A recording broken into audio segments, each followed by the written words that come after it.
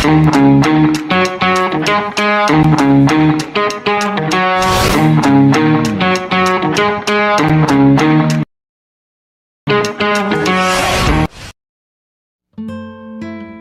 दोस्तों, स्वागत है आपका शिवी टॉक में। एक ऐसा शो जिसमें हम मिल रहे हैं जो देश के लिए, समाज के लिए बहुत ही अच्छे तरीके से काम कर रहे हैं और इतने साइलेंटली तरीके से करते हैं कभी किसी को मालूम भी नहीं चलता। लेकिन हमारा प्रयास रहता है ऐसे लोगों तक आपकी बात पहुँचे, वो आपको अपना मैसेज दे ताकि आप भी इनके विचारों को अच्छे से अवगत हो पाएँ। तो आज हमारे शो में जो हमारे साथ हैं वो है निवेदिता शर्मा जी। नमस्कार सभी देखने वाले दर्शकों को मेरा नमन प्रणाम। निवेदिता शर्मा जी के लिए मैं ये बात कहूँगा कि हालांकि इनकी एक ऑर्गेनाइजेशन पहले अंकपाली भी काम कर रही है जिसके बारे में पहले बात करी थी, लेकिन आज हम जिस विषय में बात कर रहे हैं उस ऑर्गेनाइजेशन का नाम है अखंड हिंदुस्तान परिषद, राइट जी। क्योंकि मैं इस नाम से बहुत ही प्रभावित हूँ, इस नाम को अंदर से फील करता हूँ, तो मेरे मन में आया कि इस ऑर्गेनाइजेशन के बारे में जानूँ, समझूँ, इसके बारे में कुछ आपको भी कुछ मालूम चले। अखंड हिंदुस्तान परिषद, जैसा कि मुझे जानकारी है, जितना मैंने इसके बारे में जाना है, लगभग 25 साल पहले से ये अखंड हिंदुस्तान परिषद काम कर रही है और इनको जिसने स्टार्ट किया वो भी हमारे माननीय कहो, सम्माननीय कहो, आज हमारे स्वर्गीय हैं श्री वैकुंठ लाल शर्मा प्रेम जी, और जिनको मैं क्योंकि मैं उनसे पर्सनली मिला हूँ, उनको कहते थे प्रेम सिंह शेर।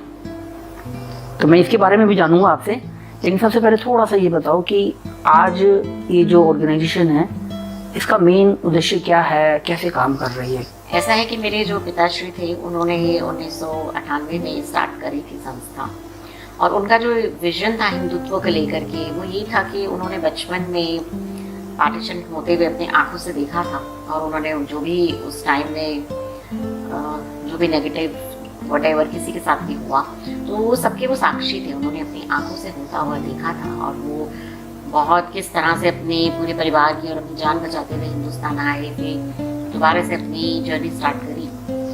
तो उनको एक ये उनकी सोच थी कि जैसा ये हुआ है हम लोगों के साथ, ये दोबारा ऐसा नहीं हो किसी के साथ। तो वही उनके जहन में हमेशा रहता था, माइंड में रहता था। तो इसी वजह से वो राष्ट्रीय स्वयंसेवक संघ के अपने जो है वो रहे, सदस्य रहे, और उसी के विजन पे उन्होंने काम करा पूरा जीवन। तो फिर जो है उन्होंने जब राजनीति से थोड़े दूर हुए तो इस संस्था की इन्होंने नींव रखी, जिसमें बहुत बड़े बड़े लोग थे। अशोक जी सिंघल थे, विष्णु हरी डालमिया जी थे, समदानी जी थे, वो सभी इसके फाउंडर मेंबर रहे हैं।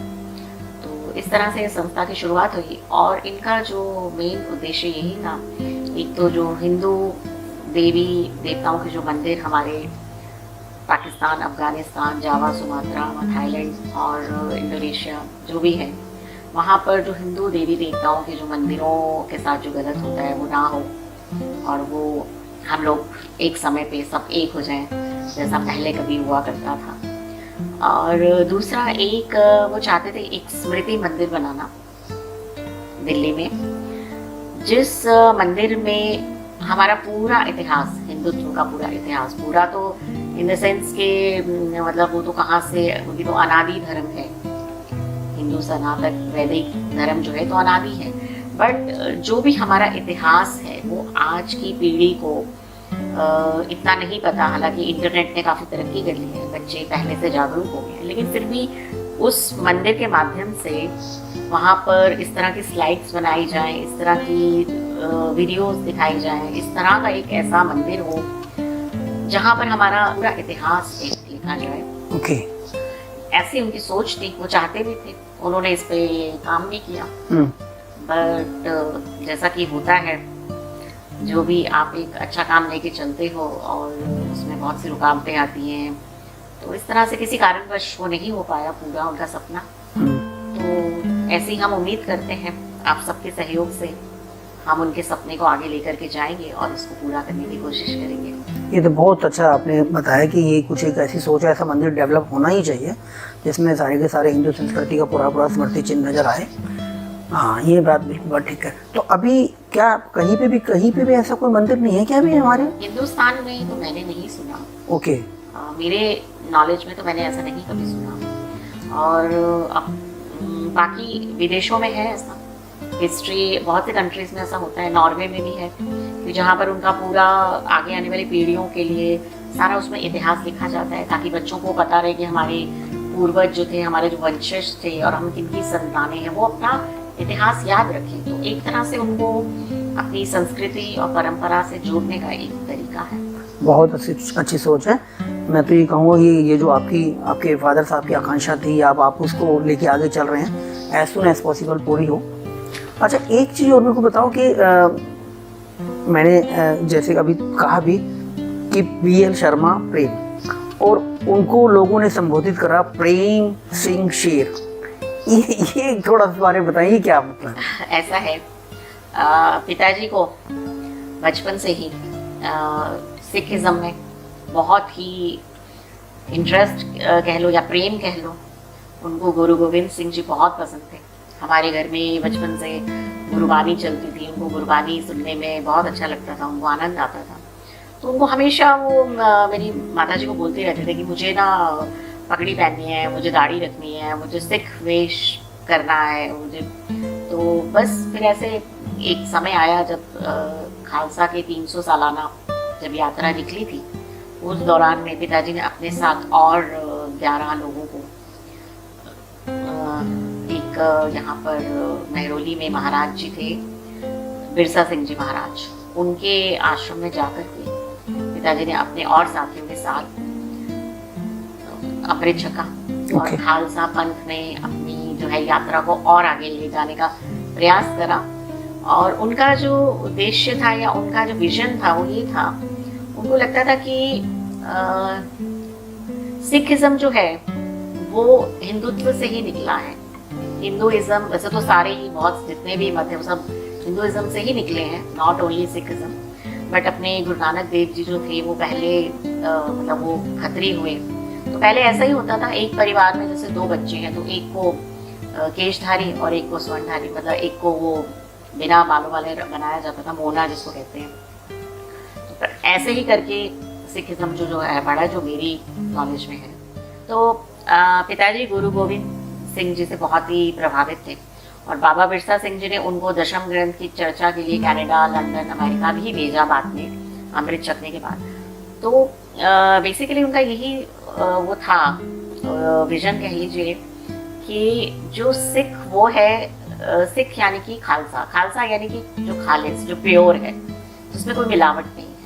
तो पिताजी ने एक मार्ग दिखाया कि हम दोनों भाई हैं, एक ही माँ के हम 2 बच्चे हैं, तो क्यों ना हम मिल करके जो है इस चीज़ को, अपनी परंपरा, अपनी रिलीजन को, अपने धर्म को आगे लेकर के जाए। और क्योंकि खालसा जब बनाया गुरु गोविंद सिंह जी ने, तो इसलिए कि वो हिंदुत्व की रक्षा करने के लिए बने थे। तो बस इसी विजन को लेकर के पिताजी आगे बढ़े और बहुत सारे और भी लोगों ने उनके बाद खालसा पंथ में अपनी जो है यात्रा स्टार्ट करी। तो ये एक निवेदिता शर्मा, जैसे कि आप इसकी महासचिव हैं जी, जैसे आपने कहा भी 98 से आपने स्टार्ट करी है, आज 24 साल तो हो ही गए इसको। तो अगर मैं कहूँ कि संस्था, क्योंकि नाम ही इतना अपीलिंग लगता है, अखंड हिंदुस्तान परिषद, कोई भी भारत का व्यक्ति उसको अपने दिल में रखना ही चाहता है कि अखंड बने, भारत बने, कोई उसका कुछ इधर उधर कहीं कुछ बिगड़े नहीं। तो इसके लिए कोई, आप किस तरीके से लोगों को अपने से जोड़ती हैं, या कोई व्यक्ति इस संस्था से कैसे जुड़ सकता है, क्या कर सकता है इसमें? देखिए, हमारा इस संस्था का जो दफ्तर है, हाँ, वो शकरपुर के पास न्यू गणेश नगर में है, WB 130 गणेश नगर, शकरपुर के पास, और वहाँ पर मेट्रो स्टेशन के पास है। तो उस दफ्तर में मैं रेगुलर जाती रहती हूँ, मेरे साथ और भी मेरे साथी हैं, और भी लोग हैं जो जुड़े हुए हैं, आते हैं, हम वहाँ पर बैठते हैं कुछ घंटे। तो कोई भी जुड़ना चाहे हमारी संस्था से, वहाँ पर आकर के हमें मिल सकता है। मैं डिस्क्रिप्शन में आप नीचे नंबर भी मेरा दे सकते हैं, तो मुझे कॉल करके भी आ सकते हैं।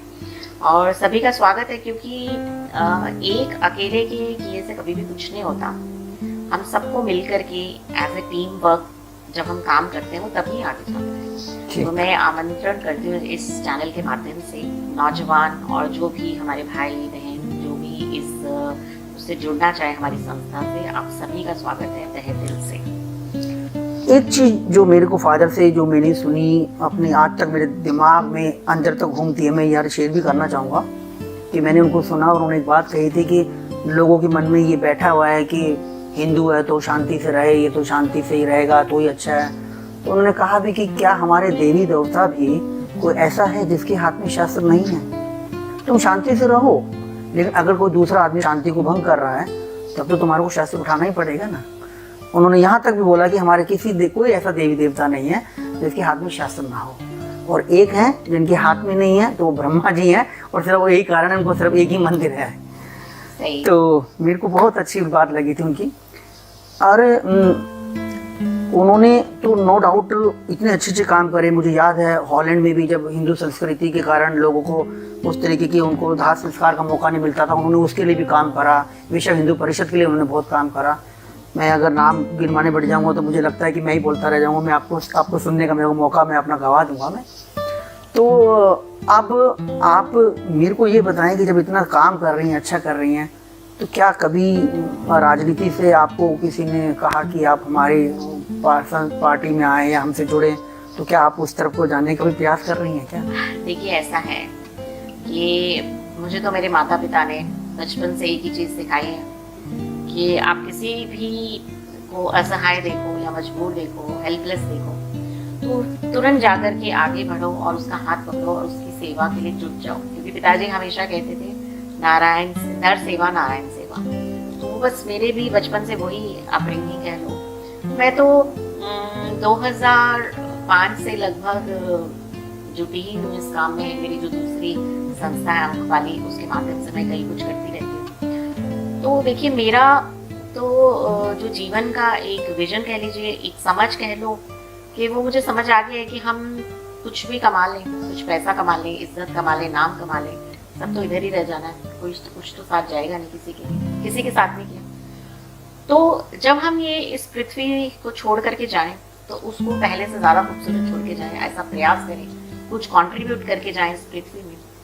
तो मेरी सेवाएं और मैं तो हमेशा अवेलेबल हूँ। और अगर कभी ऐसा मौका मिलता है, क्योंकि राजनीति एक ऐसा माध्यम है जहाँ पर आप सेवा को और अच्छे तरीके से कर सकते हैं। जैसा मैंने कहा ना, एक अकेला करेगा तो वो काम थोड़ा स्लो होगा, लेकिन जब हम एक टीम में और हम एक संस्था के साथ मिलकर के करते हैं तो वो काम हम और लार्ज स्केल पे कर सकेंगे। अगर ऐसा कभी मौका मिला तो वक्त की बात है। बिल्कुल बिल्कुल, इसमें तो कोई शक है ही, संगठन में शक्ति है, सबके सभी ये व्यक्ति इस बात से परिचित हैं। आजकल एक माहौल क्रिएट हो रहा है लोगों में कि हाँ जी कि हिंदुत्ववादी के नाम के ऊपर लोग आक्रोश रवैया दिखा रहे हैं।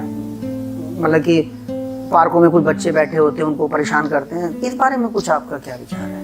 देखिए ये टोटली ये कोई हिंदुत्व का हिस्सा नहीं है। ये लोग इंडिविजुअल तल पे या पर्सनल लेवल पे, या इसको एक भ्रमित कुछ लोग कहेंगे जो इस तरह के झूठ, यही मैं कहूँगी, बहुत उनकी मात्रा बहुत कम है। वो लोग इस चीज़ में है इंडल्ज, जो इस तरह से जैसे कोई बैठा है उसको परेशान करना, वैलेंटाइंस डे नहीं मनाना। तो ये एक भ्रमित हुआ कुछ वर्ग है, ये बहुत ज़्यादा नहीं है।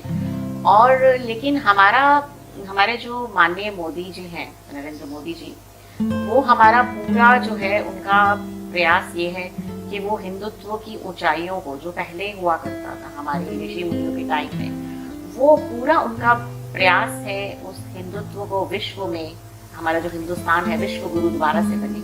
और आप धीरे धीरे देख ही रहे हैं माननीय मोदी जी के आने के बाद से हमारा हिंदुत्व की पहचान एक अलग उसमें हो रही है। और दूर दूर से विदेशों से इवन कितने फॉरेनर्स जो हैं हिंदुत्व को एडॉप्ट करना चाहते हैं, हमारी हिंदू माइथोलॉजी को, हमारी फिलॉसफी को फॉलो कर रहे हैं। इसमें कोई शक नहीं है कि हमारे माननीय प्रधानमंत्री जी बहुत ही अच्छे तरीके से इस टाइम पे कार्य कर रहे हैं। मैं यही कहूँगा कि आपने बहुत अच्छे तरीके से हमारे को अपनी ऑर्गेनाइजेशन के बारे में बताया और मुझे लगता है जानने वालों को भी इसके बारे में अच्छे तरीके से जानकारी हो गई होगी। उसके बावजूद लगता है आपको दोस्तों कुछ इस परिषद के बारे में, इस संस्था के बारे में कुछ आपने जानना है, कुछ और जुड़ना चाह रहे हैं, नंबर तो हम आपको दे ही देंगे, आप इनसे डायरेक्ट टच कर सकते हैं, कमेंट में अपना कुछ कमेंट कर सकते हैं। तो आपका बहुत बहुत धन्यवाद। आपका भी बहुत बहुत धन्यवाद।